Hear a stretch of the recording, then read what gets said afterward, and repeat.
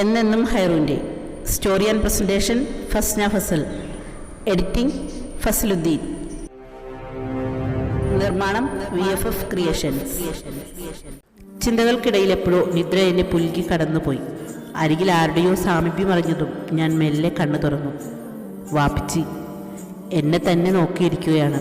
ഞാൻ ഉറക്കം അഭിനയിച്ചു കിടന്നു. മെല്ലെ എൻ്റെ മുടിയിഴകളെ വാപ്പിച്ച് തഴുകിത്തരുന്നുണ്ട്. കണ്ണുകൾ നിറയുന്നത് പുറം കൈയാൽ തുടയ്ക്കുന്നുണ്ട്. ആ നിമിഷം എനിക്ക് ആകെ വല്ലാതെയായി. കണ്ണു തുറന്ന് വാപ്പിച്ചിയോട് സംസാരിച്ചാലോ എന്ന് പോലും തോന്നിപ്പോയി. വാപ്പിച്ചി എഴുന്നേറ്റ് പോയതും ഞാൻ വേഗം എഴുന്നേറ്റിരുന്നു. നെഞ്ചിലൊരു കല്ല് കയറ്റി വച്ച പോലൊരു ഫീൽ. ഞാൻ അമ്പുവിനെയാണ് പ്രതീക്ഷിച്ചത്. പക്ഷേ വാപ്പിച്ചി ഇല്ല, ഇനി പറ്റില്ല. വാപ്പിച്ചിയോട് സംസാരിക്കാതെ ഈ ഭാരം ഒഴിയില്ല. ഇച്ചായ പറഞ്ഞത് തന്നെയാണ് ശരി. ജീവിതം ഒന്നല്ലേ ഉള്ളൂ, എന്തിനാ വെറുതെ വാശിയും വൈരാഗ്യവും. 2-3 ദിവസം ആ മുറിയും ബാൽക്കണിയുമായി ഞാൻ കഴിച്ചുകൂട്ടി. ദീപുചേട്ടനും ഇച്ചായനും ഡെയിലി വിളിക്കും. എൻ്റെ കയ്യിൽ ഫോണില്ലാത്തതുകൊണ്ട് ലൈലയുടെ ഫോണിലേക്കാണ് വിളി മുഴുവൻ. അയാൻ പതുക്കെ പതുക്കെ എന്നോട് ഇണങ്ങി തുടങ്ങി. ഇപ്പോൾ എൻ്റെ കൂടെയാണവൻ. അമ്പുവിൻ്റെ ചില സമയത്തെ എത്തിനോട്ടവും റൂമിന് മുന്നിലൂടെയുള്ള പാറാവും. പാവം എൻ്റെ അമ്പുവിൻ്റെ ജീവിതം ഇങ്ങനെയൊന്നും ആവരുത്. ലൈലയുടെ അവർ രണ്ടുപേരും എനിക്ക് പ്രിയപ്പെട്ടതാണ്. അവരിനിയും ഇങ്ങനെ അകന്നു കഴിയാൻ പാടില്ല. ലൈലയോട് സംസാരിക്കണം. അങ്ങനെ രാത്രി ഭക്ഷണമൊക്കെ കഴിച്ചു കഴിഞ്ഞു ഓരോന്നാലോചിച്ചിരുന്നപ്പോഴാണ് ലൈല റൂമിലേക്ക് കടന്നു വരുന്നത്. കൂടെ അയാനും ഉണ്ട്. അയാനിന്ന് മാമിയുടെ കൂടെയാണ് കിടക്കുന്നത്. ആണോടെ ചക്കരെ, മാമിയുടെ കൂടെയാണോ കിടക്കുന്നേ? കുറച്ചു നേരം ഞാൻ ലൈലയും അവനെ കളിപ്പിച്ചിരുന്നു. അവന് ഉറക്കം വന്നു തുടങ്ങി. മോന് ഉറക്കം വരുന്നുണ്ട് ഹൈറു, ഞാൻ ഇവനൊന്ന് ഉറക്കട്ടെ കേട്ടോ. ഹൈറു, ഇന്നാ ഇത് നിനക്കാ. എന്താടി ഇത്? ഉമ്മിച്ച് വൈകിട്ട് ദീപുചേട്ടനെ വിട്ട് വാങ്ങിപ്പിച്ചതാ. നിനക്ക് ഫോണില്ലല്ലോ. എനിക്ക് എന്തിനാടി ഫോൺ? ആരെ വിളിക്കാനാ? നീ ഇങ്ങനെ ഡെസ്പാവല്ലേ ഹൈറു. നിന്നോട് ദീപുചേട്ടനെ ഒന്ന് വിളിക്കാൻ പറഞ്ഞിട്ടുണ്ട്. നീ എന്നാ കുഞ്ഞിനെ ഉറക്ക്, ഞാൻ ദീപുചേട്ടനെ ഒന്ന് വിളിക്കാം. ഫോണുമായി ഞാൻ ബാൽക്കണിയിലേക്ക് ഇറങ്ങി. ആദ്യം ദീപുചേട്ടനെ തന്നെ വിളിച്ചു. ഹലോ ദീപുചേട്ടാ. ആ ഹൈറു, ദീപുചേട്ടനെ അച്ചായനെ പിന്നെ ഇങ്ങോട്ടൊന്നും കണ്ടില്ലല്ലോ. നിനക്കും പുറത്തേക്ക് ഇറങ്ങാമല്ലോ. നീ എന്തിനാ മുറിയിൽ തന്നെ അടിച്ചിട്ടിരിക്കുന്നത്? പുറത്തേക്ക് ഇറങ്ങാൻ എന്തോ ഒരു മടി. ആളുകളെ ഫേസ് ചെയ്യാൻ ഭയങ്കര വിഷമം. ആരെങ്കിലും എന്തെങ്കിലുമൊക്കെ ചോദിച്ചാലോ? നീ ഇങ്ങനെ തൊട്ടാവാടിയായി പോയോ ഹൈറു? ആരെങ്കിലും നിന്നോട് ചോദിച്ചാൽ അതിന് ചുട്ട മറുപടി കൊടുക്കാൻ നിനക്കറിയില്ലേ? എനിക്കെന്തോ ഒന്നുമില്ല. നാളെ നമ്മൾ പുറത്തേക്കൊക്കെ ഒന്ന് പോകുന്നു. രാവിലെ ഞാൻ വന്ന് ഡ്രോപ്പ് ചെയ്തോളാം. വൈകിട്ട് കയറിയാൽ മതി പിന്നെ വീട്ടിൽ. വേണം. കുറച്ചു നേരം കൂടി ബാൽക്കണിയിൽ നിന്നിട്ട് ഞാൻ അകത്തേക്ക് കയറി. അയാൻ ഉറങ്ങിയിരുന്നു. മോൻ ഉറങ്ങിയോ ലൈല? ലൈല, എനിക്ക് നിന്നോട് കുറച്ച് സംസാരിക്കാനുണ്ട്. നീ എന്താ പറയാൻ പോകുന്നതെന്ന് എനിക്കറിയാം ഹൈറു. ലൈല, ജീവിതത്തിലെ ഏറ്റവും വലിയ തോൽവി നേരിട്ടയാളാണ് ഞാൻ. നീ കൂടി എന്നെ തോൽപ്പിക്കരുത്. നിനക്ക് വേണ്ടിയാ എൻ്റെ ഇഷ്ടങ്ങൾ പോലും എനിക്ക് മറക്കേണ്ടി വന്നത്. അത് പോട്ടെ, എന്നെ കണക്കൂട്ടണ്ട. അവൻ വളർന്നു വരുമ്പോൾ നിങ്ങളെന്ത് പറയും? അവൻ ചിലപ്പോൾ എൻ്റെ നേർക്കും വിരൽ ചൂണ്ടിയാലോ? അവൻ്റെ വാപ്പയും ഉമ്മയും 2 വഴിക്കാവാൻ കാരണം ഞാനാണെന്ന് പറഞ്ഞാലോ? അങ്ങനെ ഒരു തകർച്ച കൂടി നീ എനിക്ക് തരണോ? ഹൈറു, ഞാൻ അങ്ങനെയൊന്നും. എടി, എന്നെ വച്ച് വില പേശി അൻവർക്ക ഇക്കടെ വാശി നടത്തിയെടുത്തു എന്ന് കേട്ടപ്പോൾ സഹിക്കാൻ കഴിഞ്ഞില്ലടി. എന്നോടൊരു ഇറ്റ സ്നേഹം ഉണ്ടായിരുന്നെങ്കിൽ ഇങ്ങനെ ഒരു പന്തയം വയ്ക്കുമായിരുന്നോ? എടി, ഒരിക്കലും നിന്നോടുള്ള സ്നേഹക്കുറവുകൊണ്ടല്ല, മറിച്ച് അയാൾ ഓതിക്കൊടുത്ത വിഷം ഉള്ളിൽ കിടക്കുന്നതുകൊണ്ടായിരുന്നു അമ്പു അങ്ങനെയൊക്കെ പെരുമാറിയത്. 2 കൊല്ലം നമ്മൾ അതിനെല്ലാം അമ്പുവിനെ വിഷമിപ്പിച്ചില്ലേ? അത് പോരെ ആ പാവം ചെയ്തതിനുള്ള ശിക്ഷ? മതി ലൈല, ജീവിതം ഒന്നല്ലേ ഉള്ളൂ. കൈവിട്ട് പോകുന്ന നിമിഷങ്ങളൊന്നും തിരികെ പിടിക്കാൻ നമുക്കാവില്ല. ഇപ്പോൾ ഒരു പൊട്ടിത്തെറിക്കലും പൊട്ടിക്കരിച്ചിലും പരിഭവങ്ങളും പറഞ്ഞു തീർക്കലും ഒക്കെ ആയിട്ട് അതങ്ങ് തീരും. വൈകിയാൽ ചിലപ്പോൾ അതിന് പോലും അവസരം നമുക്ക് ലഭിച്ചില്ല എന്ന് വരും. ചെല്ല്, ഇന്നത്തോടുകൂടി തീരണം നിങ്ങളുടെ വഴക്കും പരിഭവവും എല്ലാം. അവൾ അയാനെ ഒന്ന് നോക്കി. മോനിവിടെ കിടന്നോളും. അവൻ രാത്രി എഴുന്നേറ്റാലോ? അതൊക്കെ ഞാൻ മാനേജ് ചെയ്തോളാം. പിന്നെയും അവൾ പോവാതെ മടിച്ചു നിൽക്കുകയാണ്. വാ, നീയായിട്ട് പോവില്ല എന്നെനിക്ക് മനസ്സിലായി. ഞാൻ കൊണ്ടുപോയാക്കാം. സാധാരണ കല്യാണം കഴിഞ്ഞ ആദ്യ രാത്രിയാണ് നാത്തും മണിയറയിലേക്ക് കയറ്റി വിടുന്നത്. എനിക്ക് ആ ഭാഗ്യം 2 കൊല്ലം കഴിഞ്ഞിട്ടാണ് ഉണ്ടായത്. അതെ, പിന്നൊരു കാര്യം, വഴക്കും പരിഭവവും ഒക്കെ പറഞ്ഞു തീർക്കുമ്പോൾ അയാൻ 1 വയസ്സായിട്ടുള്ളൂ എന്ന് ഓർക്കണം. പൊടി. ഞാൻ അവളെ അമ്പുവിൻ്റെ റൂമിൽ കൊണ്ടാക്കി. വാതിൽ നോക്ക് ചെയ്തു മെല്ലെ ഹാൻഡിലിൽ തിരിച്ചു. ഭാഗ്യം ലോക്കല്ല. അവളെ അകത്തേക്കാക്കി ഡോറടച്ച് ഞാൻ പോന്നു. നെച്ചു, അവളോടൊന്നും മിണ്ടാനോ അടുത്തെത്തി ഒന്ന് ആശ്വസിപ്പിക്കാനോ കഴിയുന്നില്ല. കാണാനെങ്കിലും സാധിക്കുന്നുണ്ടല്ലോ, അത് തന്നെ ഭാഗ്യം. ഞാൻ ചെയ്തു പോയൊരു തെറ്റിന് എൻ്റെ നെച്ചുവിൻ്റെ ജീവിതം തന്നെ പകരം കൊടുക്കേണ്ടി വന്നു. ശിക്ഷ പോലെ എല്ലാവരും എന്നെ ഒറ്റപ്പെടുത്തി. അവൻ കൂടി ഇല്ലായിരുന്നെങ്കിൽ ഞാൻ ശരിക്കും ഭ്രാന്ത് പിടിച്ചേനെ. ലൈലയും കുറ്റം പറഞ്ഞിട്ട് കാര്യമില്ല. ജീവിതം എന്ന നാടകവേദിയിൽ അവളെ ഞാനൊരു കരുവായല്ലേ കണ്ടത്. സഹിക്കാൻ അവൾക്കും കഴിഞ്ഞിട്ടുണ്ടാവില്ല. പാവം, അവൾക്കും ആരുമില്ല. നെച്ചു, അവൾക്കെന്നോട് വെറുപ്പായിരിക്കും. സാരമില്ല, ഞാനതിന് അർഹനാണ്. പക്ഷേ ഇനിയെങ്കിലും അവളുടെ ജീവിതം നന്നാവണം. അതിനെന്താ വേണ്ടതെന്ന് എനിക്കറിയാം. എന്നെക്കൊണ്ട് സാധിക്കുമെങ്കിൽ എൻ്റെ ജീവൻ കൊടുത്തായാലും ഞാൻ അവൾക്കത് നേടിക്കൊടുക്കും. എനിക്ക് അവൾക്ക് വേണ്ടി ഇനി അതേ ചെയ്യാനുള്ളൂ. അങ്ങനെ ഓരോന്ന് ആലോചിച്ച് കിടക്കുമ്പോഴാണ് ആരോ വാതിൽ തുറക്കുന്ന സൗണ്ട് കേട്ടത്. ലൈല. അവൾ വർഷങ്ങളായി അവൾ ഈ റൂമിൽ കയറിയിട്ട്. അവൾ നിലത്തേക്ക് നോക്കി നിൽക്കുകയാണ്. ഈ നിശബ്ദതയെ ഭേദിച്ച് ഞാൻ തന്നെ സംസാരിക്കാൻ തീരുമാനിച്ചു. പക്ഷേ എന്തോ വാക്കുകൾ തൊണ്ടയിൽ തന്നെ കുടുങ്ങി നിൽക്കുന്ന പോലെ. മെല്ലെ ഞാൻ അവളെ വിളിച്ചു. ലൈല. അവൾ മിണ്ടുന്നില്ല. ലൈല, നീ എന്താ മിണ്ടാത്തത്? എന്നോട് ഇനിയും പിണക്കാണോ? പൊറുക്ക് പെണ്ണെ, നീ കൂടി എന്നെ വെറുക്കല്ലേ. അന്ന് അവളോട് അങ്ങനെയൊക്കെ പറഞ്ഞത് നിന്നോട് ഇഷ്ടക്കുറവുണ്ടായിട്ടല്ല. ഷിയാസുമായി അവളുടെ വിവാഹം കഴിഞ്ഞാൽ അവൾ സന്തോഷമായിരിക്കുമെന്ന് എൻ്റെ അന്ധമായ വിശ്വാസം കാരണമാണ്. അതെങ്ങനെയെങ്കിലും ഒന്ന് നടക്കണമെന്നുള്ള ആഗ്രഹം അവൻ പറഞ്ഞ് പഠിപ്പിച്ചു വിട്ട പോലെ ഞാനിവിടെ ഒന്ന് പറഞ്ഞ് ഫലിപ്പിച്ചത്. അല്ലാതെ ഒരിക്കലും നിന്നെ ഞാൻ ഒരു പന്തേക്കരുവായി കണ്ടിട്ടില്ല. എന്നെ വിശ്വസിക്കുന്ന ലൈല, ഞാൻ വേണമെങ്കിൽ നിൻ്റെ കാല് പിടിക്കാം. ലൈല. അവളുടെ താടിയിൽ പിടിച്ച് ഞാൻ അവളുടെ മുഖം മെല്ലെ ഉയർത്തി. അവൾ കരയുകയാണ്. നീ എന്തിനാ ലൈല കരയുന്നേ? അൻവർക്ക, ഞാൻ സാരമില്ലടി. നിൻ്റെ അന്നത്തെ സങ്കടത്തിൽ പറഞ്ഞു പോയതല്ലേ, എനിക്ക് മനസ്സിലാവും. പോട്ടെ, ഇനിയെങ്കിലും മതിയാക്കടി നിൻ്റെ കണ്ണീര്. ഒരു ജന്മം കൊണ്ടുള്ളത് നീ കരഞ്ഞു തീർത്തില്ലേ? മതിയടി, ഇനി നീ കരയല്ലേ. നമ്മുടെ ജീവിതത്തിലെ സങ്കടങ്ങളെല്ലാം പടിയിറങ്ങി. ഇനി സന്തോഷത്തിൻ്റെ നാളുകളാണ്. ഇനി എൻ്റെ നെച്ചുവിനും വേണം സന്തോഷമായൊരു ജീവിതം. അതിനെന്താ വേണ്ടതെന്ന് എനിക്കറിയാം. എന്തേക്കാ? അതൊക്കെയുണ്ട്. അവളെ ചേർത്ത് നിർത്തി ഞാൻ എൻ്റെ മനസ്സിലൊരുവിട്ടു. ഇനി എനിക്ക് പ്രിയമായതൊന്നും ഞാൻ മൂലം വേദനിക്കില്ല. രാവിലെ എഴുന്നേറ്റതും അതുവരെ ഇല്ലാത്തൊരു ഊർജം കൈവന്നതുപോലെ. അയാൻ രാത്രി ഒരു തരത്തിലും ബുദ്ധിമുട്ടിച്ചില്ല. എഴുന്നേറ്റ് കരയുമെന്ന് ഞാൻ ഭയന്നു. പക്ഷേ അങ്ങനെയൊന്നും ഉണ്ടായില്ല. എഴുന്നേറ്റ് ഫ്രഷായി ഇളം വെയിൽ ഉദിച്ചു തുടങ്ങിയതും കുറച്ചു നേരം ബാൽക്കണിയിൽ പോയി നിന്നു. ചിന്തകളെ ഭേദിച്ച് അയാൻ്റെ കരച്ചിൽ എൻ്റെ കാതിലെത്തി. ഞാൻ വേഗം റൂമിലേക്ക് ചെന്നു. അച്ചോടാ, മാമിയുടെ മുത്ത് എഴുന്നേറ്റോ? വാ വാ. ഉറക്കം തീർന്നെഴുന്നേറ്റത് കൊണ്ട് അവൻ വലിയ പ്രശ്നമൊന്നും ഉണ്ടാക്കിയില്ല. അവൻ്റെ മുഖമൊക്കെ ഒന്ന് കഴുകി ഫ്രഷാക്കി ഞാൻ അവനുമായി താഴേക്ക് പോയി. ഞങ്ങൾ നേരെ കിച്ചണിലേക്ക് ചെന്നു. ഞാൻ അയാനെയും കൊണ്ട് ചെല്ലുന്നത് കണ്ട് ഉമ്മിച്ച് നോക്കുന്നുണ്ട്. ലൈല എന്തി മോളെ? അവളിങ്ങ് വന്നില്ലേ? ഇല്ല, അവളിന്നല്ല നിൻ്റെ കൂടെയല്ലേ കിടന്നത്. എൻ്റെ കൂടെയല്ല, അമ്പുവിൻ്റെ കൂടെയായിരുന്നു. അൽഹംദുലില്ലാ, നന്നായി മോളെ. അവരിങ്ങനെ അകന്നു കഴിയുന്നത് എനിക്ക് സഹിക്കാൻ കഴിയുമോ ഉമ്മച്ചി? എനിക്ക് ഏറ്റവും പ്രിയപ്പെട്ടവരല്ലേ അവർ. എൻ്റെ മോളുടെ ജീവിതം ഇനി പഠിച്ചോനെ. ഉമ്മ, ഞാൻ ജീവനോടെ ഇല്ലേ, അതുപോലെ ഉമ്മയ്ക്ക്. പിന്നെ ജീവിതം. അല്പനേരത്തിന് ശബ്ദതയ്ക്ക് ശേഷം, ഉമ്മച്ചി, ഞാൻ ദീപുചാൻ്റെ കൂടെ പുറത്തൊന്ന് പോകുന്നുണ്ട്. എവിടേക്കാ മോളെ? അറിയില്ല, പുറത്തേക്കൊക്കെ ഒന്ന് ഇറങ്ങാമെന്ന് പറഞ്ഞു. ചായനുമുണ്ട്. രാവിലെ ദീപുചേട്ടൻ വരുമെന്നാ പറഞ്ഞ്. അടുക്കളയിലേക്ക് വന്ന ലൈലയുടെ കയ്യിൽ കുഞ്ഞിനെ ഏൽപ്പിച്ചു. ആഹാ, മോനിന്ന് നേരത്തെ എഴുന്നേറ്റോ? മോൻ നേരത്തെയല്ല, നീയാ വൈകിയ. ആയിക്കോട്ടെ, ഇന്നിനി കറക്കം തന്നെ ആയിരിക്കും അല്ലേ?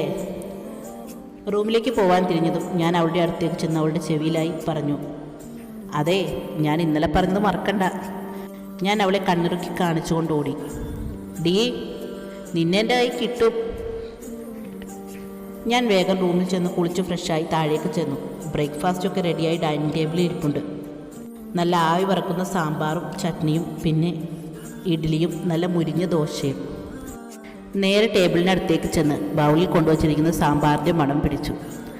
ഹായ്, നല്ല സാമ്പാർ. ഉമ്മച്ചി, എനിക്ക് അടുത്തൊരു ദിവസം സദ്യ ഉണ്ടാക്കി തരുമോ? പായസവും പപ്പടവും ഒക്കെ ആയിട്ട്. ഞാൻ പറയുന്നത് കേട്ടും അടുക്കളയിൽ നിന്ന് ഡൈനിങ് റൂമിലേക്ക് വന്നു. എന്നെ നോക്കിയൊന്ന് പുഞ്ചിരിച്ചു. എന്താ ഉമ്മച്ചി ഇങ്ങനെ നോക്കുന്നേ? ഏയ് ഒന്നുമില്ല. എൻ്റെ മോളൊരിഷ്ടം പറയുന്നത് കേട്ടിട്ട് അത് ഉണ്ടാക്കി തന്നിട്ട് കാലം എത്രയായി, അതാ. ആഹാ, ഉമ്മച്ചി അതിന് കണ്ണ് നിറയ്ക്കാണോ? അതുണ്ടാക്കി കൊടുക്കുകയല്ലേ വേണ്ടേ? ഉമ്മാടെ ഒരു കാര്യം. ലൈല ഉമ്മച്ചിയെ കളിയാക്കി. അവിടേക്കപ്പോൾ വാപ്പച്ചി ഭക്ഷണം കഴിക്കാനായി വന്നു. ആ നിമിഷം ഞാൻ സൈലൻ്റായി, കൂട്ടത്തിൽ ബാക്കിയുള്ളവരും. ഞാൻ ദോശ 2 എടുത്ത് കുറച്ച് സാമ്പാറും ചട്നിയും ഒഴിച്ച് അതിൽ മുക്കി മെല്ലെ കഴിക്കാൻ തുടങ്ങി. ഞാൻ കഴിക്കും, ഇടങ്ങണ്ണിട്ട് വാപ്പച്ചിയെ നോക്കും. തിരിച്ച് അതുപോലെ തന്നെ വാപ്പച്ചിയും. ഞാൻ ശ്രദ്ധിക്കുന്നു എന്ന് മനസ്സിലായി വേഗം നോട്ടം മാറ്റും. അങ്ങനെ ഞാൻ വേഗം കഴിച്ചെഴുന്നേറ്റു. കൈ കഴുകി ഹാൻഡ് ബാഗ് എടുത്തു. ഞാൻ മെല്ലെ ഡൈനിങ് റൂമിൽ നിന്നിറങ്ങി. എന്നിട്ട് പിന്തിരിഞ്ഞ് നിന്ന് കഴിച്ചെഴുന്നേൽക്കാൻ തുടങ്ങിയ വാപ്പച്ചിയുടെ കവിളിൽ ഞാനൊരു ഉമ്മ കൊടുത്തു. വാപ്പച്ചി ഞെട്ടിപ്പോയി. ഞാൻ ഉമ്മ കൊടുത്ത കവിളിൽ കൈവച്ച് കണ്ണും തള്ളിയിരിപ്പാണ് കക്ഷി. വാപ്പച്ചി, നിങ്ങളുടെ ഇരിപ്പ് കണ്ടാൽ തോന്നും നിങ്ങളുടെ കാമുകിയുടെ കയ്യിൽ നിന്ന് ഉമ്മ കിട്ടിയതാണെന്ന്. ഒന്ന് ശ്വാസം വിട്. നിറകണ്ണുകളോടെ എന്നെ നോക്കുകയാണ് വാപ്പച്ചി. ഹൈറു മോളെ, എന്തിനാ വാപ്പച്ചി ഇങ്ങനെ കണ്ണ് നിറയ്ക്കണേ? മോളെ. വാപ്പച്ചി എന്നെ വാരിപ്പുണർന്നു. ഞങ്ങൾക്കിടയിൽ മൗനം വാചാലമായി. ഇതെല്ലാം കണ്ടുനിന്ന ഉമ്മച്ചിയുടെയും ലൈലയുടെയും കണ്ണുകൾ ഞങ്ങൾക്കൊപ്പം നിറഞ്ഞു. കൂട്ടത്തിൽ ഇതെല്ലാം കണ്ടുനിന്ന അമ്പുവിൻ്റെയും ദീപു ചേട്ടൻ്റെയും. ഹൈറു. ആ ദീപു ചേട്ടാ. ഉമ്മ, ഞാൻ പോയിട്ട് വരാം. എവിടേക്കാ മോളെ? ഏയ് ചുമ്മാ പുറത്തേക്കൊക്കെ.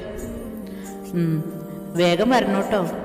അയ്യോ, ഇന്നിനി വൈകിട്ട് നോക്കിയാൽ മതി ഹൈറുവിനെ. ഡാ സോറി കാ, ഇത് നേരത്തെ ബുക്ക് ചെയ്തതാ. നടക്കട്ടെ. എല്ലാവരോടും യാത്ര പറഞ്ഞിറങ്ങി. എങ്ങോട്ടാ ദീപു ചേട്ടാ? ആദ്യം സിനിമ. ടിക്കറ്റ് ഓൺലൈനിൽ ബുക്ക് ചെയ്തിട്ടുണ്ട്. അവൻ അവിടെ വെയിറ്റ് ചെയ്യും. നമ്മളോട് അവിടേക്ക് എത്താനാ പറഞ്ഞിരിക്കുന്നത്. അങ്ങനെ ഫസ്റ്റ് ഷോ കണ്ടിറങ്ങി. നേരെ ഫുഡിങ്. അത് കഴിഞ്ഞ് അല്പം ഷോപ്പിംഗ് ഒക്കെയായി വൈകുന്നേരത്തോടെ ഞങ്ങൾ ബീച്ചിലേക്ക് എത്തി. വെയിലാറുന്നതേ ഉള്ളൂ. അല്പം മാറി തണലിൽ പോയി ഞങ്ങളിരുന്നു. ഇച്ചാരും ദീപച്ചേട്ടനും ഐസ്ക്രീം വാങ്ങിക്കാനായി എഴുന്നേറ്റ് പോയി. ഞാൻ അവിടെ ഒറ്റയ്ക്കായി. തീരത്തെ ചുംബിച്ചു തിരികെ പോകുന്നതും മതിവരാത്തതുപോലെ തിരികെ വരുന്നതും നോക്കി അങ്ങനെ ഇരുന്നു. ആവർത്തന വിരസത തോന്നാതെ അവരാ പ്രവൃത്തി തുടർന്നുകൊണ്ടേയിരിക്കുന്നു, ഒരിക്കലും മതിവരാത്തതുപോലെ. ആ നിമിഷത്തിൽ എപ്പോഴോ എനിക്ക് ഓർമ്മ വന്നു, സാദി എന്നെ ഇവിടെ വച്ചല്ലേ സാദിയുടെ ഇഷ്ടം അറിയിച്ചത്. ഈ തിരകളും തീരവും അതിന് സാക്ഷികളല്ലേ. ഓർമ്മകൾ കാട് കയറാൻ തുടങ്ങിയതും ഞാൻ കണ്ണടച്ച് തലയൊന്ന് കുടഞ്ഞു. അരികിൽ ആരുടെയോ സാമീപ്യം അറിഞ്ഞതും ഞാൻ കണ്ണുകൾ തുറന്നു നോക്കി. അരികിലിരിക്കുന്ന ആളെ കണ്ടതും ഞാനാകെ വല്ലാതായി. അമ്പുവിനെ ഞാൻ തീരെ പ്രതീക്ഷിച്ചില്ല ഇവിടെ. അമ്പു എൻ്റെ മുഖത്തേക്ക് തന്നെ നോക്കിയിരിക്കുകയാണ്. ഞാൻ കുറ്റമൊന്നും ചെയ്തിട്ടില്ല എങ്കിലും അമ്പുവിൻ്റെ മുഖത്തേക്ക് നോക്കാൻ വല്ലാത്തൊരു പ്രയാസം പോലെ. ഞാൻ ആ തിരയിലേക്ക് കണ്ണു നട്ടിരുന്നു. ഹൈറു, മതിയടി. ഇനി എന്തിനാ വഴക്കും പിണക്കും? അതും ഇവനോട് മാത്രം എന്തിനാ? നിനക്കൊരിക്കലും ദോഷം വരണമെന്ന് കരുതിയല്ലല്ലോ ഇവൻ. പറ്റിപ്പോയി. വേണ്ട അലക്സ്, അവളെ നിർബന്ധിക്കണ്ട. നീ എത്ര നിസ്സാരമാണെന്ന് പറഞ്ഞാലും ഞാൻ അവളോട് ചെയ്ത തെറ്റ് വലുത് തന്നെയാണ്. അനുഭവിച്ച അവൾക്കേ അതിൻ്റെ വ്യാപ്തി മനസ്സിലാവും. അതൊക്കെ പുറത്ത് എന്നാണ് അവൾക്ക് എന്നോട് മിണ്ടാൻ തോന്നുന്നത്, അന്ന് മിണ്ടിയാൽ മതി അവൾ എന്നോട്. ഈ അവഗണനയൊക്കെ ഞാൻ അർഹിക്കുന്നത് തന്നെയാണ്. ഹൈറു, ഇനി എന്തിനാടി നീ? വേണ്ട ദീപു, ഞാൻ പോവാണ്. അമ്പ് പോവാൻ എഴുന്നേറ്റതും ഞാൻ അമ്പുവിൻ്റെ കയ്യിൽ കയറി പിടിച്ചു. എന്തിനാ അമ്പു എന്നെ ഇങ്ങനെ വീണ്ടും വീണ്ടും വിഷമിപ്പിക്കുന്നത്? നെച്ചു മോളെ, നിനക്ക് വിഷമമാവാതിരിക്കാൻ വേണ്ടിയല്ലേടി ഞാൻ പോകാൻ തുടങ്ങിയത്. ഞാൻ അമ്പുവിൻ്റെ കയ്യിൽ പിടിച്ച് കരഞ്ഞു. എനിക്ക് അമ്പുവിനോട് ദേഷ്യമൊന്നുമില്ല, ഇങ്ങനെയൊന്നും സംസാരിച്ചു തുടങ്ങാനുള്ള ഒരു സ്റ്റാർട്ടിങ് ട്രബിൾ, അത്രമാത്രം. അമ്പു ഒന്നും മനസ്സോടെ അല്ല ചെയ്തതെന്ന് അയാൾ തന്നെ എന്നോട് പലവട്ടം പറഞ്ഞിട്ടുണ്ട്. അയാൾ വച്ച കെണിയിൽ അമ്പു വീണുപോയതല്ലേ, സാരമില്ല, അതൊക്കെ കഴിഞ്ഞില്ലേ. ദുസ്വപ്നം പോലെ നമുക്കെല്ലാം മറക്കാം. ദീപ് ചേട്ടാ, ഇച്ചായ, ഇങ്ങനൊരു സിറ്റുവേഷൻ ഒരുക്കി തന്നതിന് ഒരുപാട് നന്ദിയുണ്ട്. എന്നാൽ പിന്നെ ഇന്ന് തകർക്കല്ലേ നമ്മൾ? അത് പിന്നെ സംശയമുണ്ടോ? ഒരുപാട് നാളുകൾക്ക് ശേഷമാണ് അമ്പുവിനോടൊപ്പം ഇരുന്ന് ആഹാരം കഴിക്കുന്നത്. ഞങ്ങളുടെ ആഘോഷങ്ങളിലെ മെയിൻ ഐറ്റം നൈറ്റ് ഡ്രൈവാണ്. അങ്ങനെ അടിച്ചു പൊളിച്ച് ഞങ്ങൾ നേരമേറെ വൈകിയപ്പോൾ ഗുഡ് നൈറ്റ് പറഞ്ഞു പിരിഞ്ഞു. തിരിച്ചുള്ള യാത്രയിൽ ഞാനും അമ്പുവും മാത്രം. അധികം പ്രശ്നമൊന്നുമല്ല എന്ന് തോന്നിയെടുത്ത് വണ്ടി ഒതുക്കി. എന്താ അമ്പു? നെച്ചു, നിനക്കെന്നോട് ദേഷ്യമുണ്ടോ? എന്താ അമ്പു ഇത്? നീ എത്രയൊക്കെ പുറത്തുനിന്ന് പറഞ്ഞാലും എൻ്റെ ചങ്കിലെ തീ അണയുന്നില്ലടി. ഞാൻ കാരണം, എൻ്റെ ദുർവാശി കാരണം. അമ്പു ചെറിയ കുട്ടികളെ പോലെ കരയുകയാണ്. അമ്പു മതി പ്ലീസ്, ഇനി അത് വിട്. ഞാൻ മറക്കാൻ ശ്രമിക്കുന്ന കാര്യങ്ങളാണ് അമ്പു അത്. ഇനിയെങ്കിലും അതൊക്കെ നമുക്കിടയിലേക്ക് വലിച്ചിടാതിരിക്കും പ്ലീസ്. ഇല്ല മോളെ, ഇനി ഞാൻ പറയില്ല. ഉള്ളിലിരുന്ന് വിങ്ങിയിട്ട് പറഞ്ഞു പോയതാ, ഇനി പറയില്ല. നമുക്ക് പോവാന്നാ. ഞങ്ങൾ ഒരുമിച്ച് വീട്ടിലേക്ക് ചെന്നപ്പോൾ എല്ലാവരും അന്തം വിട്ട് നോക്കുന്നുണ്ട്. എല്ലാവർക്കും ഒരു പുഞ്ചിരി മാത്രം നൽകി ഞാൻ അകത്തേക്ക് പോയി. പക്ഷേ അവിടെ നിന്ന് 3 പേരുടെ കണ്ണിലെ നീർത്തിളക്കത്തിൽ നിന്നറിയാം അവരുടെ ഉള്ളിലെ സന്തോഷം. നാളുകൾ അങ്ങനെ കടന്നുപോയി. ഞാൻ വീട്ടിലേക്ക് വന്നിട്ട് 1 മാസമാകാൻ പോകുന്നു. അതിനിടയിൽ ദീപുചേട്ടൻ പറഞ്ഞ് ജെസ്സിയുടെ വിശേഷം അറിഞ്ഞിരുന്നു. പോയി കാണണമെന്നുണ്ട്. പക്ഷേ മനസ്സിലെ ചില അവശേഷിപ്പുകൾ എന്തോ പിന്നോട്ട് വലിക്കുന്നു. അവൾ നാട്ടിലെത്തിയിട്ട് 1 മാസം കഴിഞ്ഞു. ഒന്ന് പോയി കാണണമെന്നുണ്ട്. ജെസ്സിയെ കാണാൻ വരുമെന്ന് ഞാൻ പ്രതീക്ഷിച്ചു. വന്നില്ല. കയ്യെത്തും ദൂരത്തുണ്ടല്ലോ എന്ന ആശ്വാസത്തിൽ ഞാനും ദിനങ്ങൾ തള്ളി നീക്കി. അങ്ങനെ ഇരിക്കെ ഒരു ദിവസം വർക്ക് സൈറ്റിൽ ഉച്ചയൂണ് കഴിഞ്ഞ് അല്പനേരം വിശ്രമിക്കുന്ന സമയത്താണ് ക്ലീനർ പയ്യൻ എന്നെ ആരോ കാണാൻ വന്നിരിക്കുന്നു എന്ന് പറഞ്ഞു വിളിച്ചത്. വന്ന ആളുകളെ കണ്ടതും എൻ്റെ മുഖം ദേഷ്യം കൊണ്ട് വലിഞ്ഞു മുറുകി. വീടും എൻ്റെ മുറിയും അയാനത്തുള്ള കളിച്ചിരികളും ഒക്കെയായി ഞാൻ ഒതുങ്ങിക്കൂടി. അങ്ങനെ ഇരിക്കെ ഒരു ദിവസം രാത്രി ഫുഡ് കഴിക്കാനിരുന്നപ്പോഴാണ് വാപ്പിച്ചി കുറച്ച് കാര്യങ്ങൾ എടുത്തിടുന്നത്. ഹൈറൂ. എന്താ വാപ്പിച്ചി? എന്നും ഇങ്ങനെ ഈ വീടായിട്ട് ഒതുങ്ങിക്കൂടാനാണോ നിൻ്റെ ഉദ്ദേശം? വാപ്പിച്ചി എന്താ പറയുന്നേ? മോളിങ്ങനെ വീട് മാത്രമായി കഴിഞ്ഞാൽ പോരാ. പിന്നെ ഇനി ഇങ്ങനെ ചടഞ്ഞിരിക്കാൻ ഞാൻ സമ്മതിക്കില്ല. ഞാൻ പിന്നെ എന്ത് ചെയ്യാനാ വാപ്പിച്ചി? നെച്ചു, നീ ഇങ്ങനെ അടിഞ്ഞുകൂടിയിരിക്കാതെ പുറത്തേക്കൊക്കെ ഒന്ന് ഇറങ്ങ്. ആളുകളൊക്കെ ആയിട്ടൊന്ന് ഇടപെടണം. എന്തെങ്കിലുമൊക്കെ കാര്യങ്ങളിൽ എൻഗേജ്ഡ് ആവാൻ ശ്രമിക്കുക. അപ്പോൾ ഈ മൂഡൊക്കെ ഒന്ന് ചേഞ്ച് ആവും. മോക്ക് പഠിക്കാൻ പോകാൻ താല്പര്യമുണ്ടോ? ഉണ്ടെങ്കിൽ എന്തെങ്കിലും കോഴ്സിന് അപ്ലൈ ചെയ്യാം. വേണ്ട, ഇനി സ്റ്റഡീസ് ഒന്നും പറ്റില്ല. എന്നാൽ ബിസിനസ്സിലേക്ക് ഇറങ്ങാം. നിസാസ് ഗ്രൂപ്പ്സിലെ വൺ ഓഫ് ദി പാർട്ട്ണറാണ് നീ. ബിസിനസ് എല്ലാം കൂടി എൻ്റെ തലയിൽ നിൽക്കുന്നില്ല. നീയും കൂടി വന്നാൽ അതെനിക്ക് വലിയ സഹായമാവും. ട്രാവൽസിലെ കാര്യങ്ങൾ പണ്ടത്തെപ്പോൾ ഞാൻ നോക്കാം. അത് വലിയ കുഴപ്പമില്ലല്ലോ. അത് വേണ്ട, അത് നോക്കാൻ ഇപ്പം പറ്റിയ ആളുണ്ട്. കൂടുതൽ ദീപു. ഇപ്പോൾ നിൻ്റെ പ്രസൻസ് വേണ്ടത് നമ്മുടെ ഹെഡ് ഓഫീസിലാണ്. അതെന്താ ഇപ്പോൾ? അത് നെച്ചു, നിസാസ് ഗ്രൂപ്പ്സിൻ്റെ പുതിയ ചുവടുവയ്പ്പാണ് നിസാസ് ബിൽഡേഴ്സ്. അതിൻ്റെ തിരക്കുകളൊക്കെ കൂടി ഞാൻ ആകെ വല്ലാത്തൊരവസ്ഥയിലാണ്. വാപ്പിച്ചിക്കും വാര്യറങ്കലിനും പഴയ പോലെ വയ്യ. കൂട്ടത്തിൽ നിൽക്കാൻ ഒരാൾ കൂടി ഇല്ലെങ്കിൽ ഞാൻ വീണുപോകും. അമ്പു, അതാ അവസ്ഥ. നമ്മളൊന്ന് താന്നു എന്ന് തോന്നിയ ശത്രുപക്ഷം ഒന്നുകൂടി നമ്മളെ ചവിട്ടിത്താഴ്ത്തും. മോളെ ഹൈറു, വാപ്പിച്ച് ഉണ്ടാക്കിയിട്ടേ ഉള്ളൂ, ഒന്നും നശിപ്പിച്ചിട്ടില്ല. മക്കളായിട്ട് ഇനി അതിനിടവരുത്തരുത്. നെച്ചു, നീയൊന്ന് ആലോചിക്ക്, എന്നിട്ട് പറഞ്ഞാൽ മതി. ബിസിനസ് തലവേദനയാണ്. എന്നാലും മറ്റുള്ള എല്ലാത്തിൽ നിന്നും ഒരു മൈൻഡ് റിലീഫാവും. പോയി നോക്കാം. പിറ്റേ ദിവസം. അമ്പു, ഞാൻ ആലോചിച്ചു. ഓക്കെ, ഞാൻ പോയി നോക്കാം. എത്രത്തോളം സക്സസ് ആവുമെന്നൊന്നും അറിയില്ല. എല്ലാം നന്നായി വരും, എനിക്ക് ഉറപ്പാണ്. ഇന്നേതായാലും 21 ആയില്ലേ? 1-ാം തീയതി മുതൽ പോയി തുടങ്ങാം. ആയിക്കോട്ടെ. നന്നായി മോളെ, നല്ല തീരുമാനമാണ്. നിങ്ങൾക്കൊക്കെ സന്തോഷമായല്ലോ, അത് മതി. പിന്നെ അമ്പു, ഞാൻ ചാർജ് എടുക്കുന്നതിൻ്റെ പേരിൽ ഒന്നും വേണ്ട കേട്ടോ. Okay madam.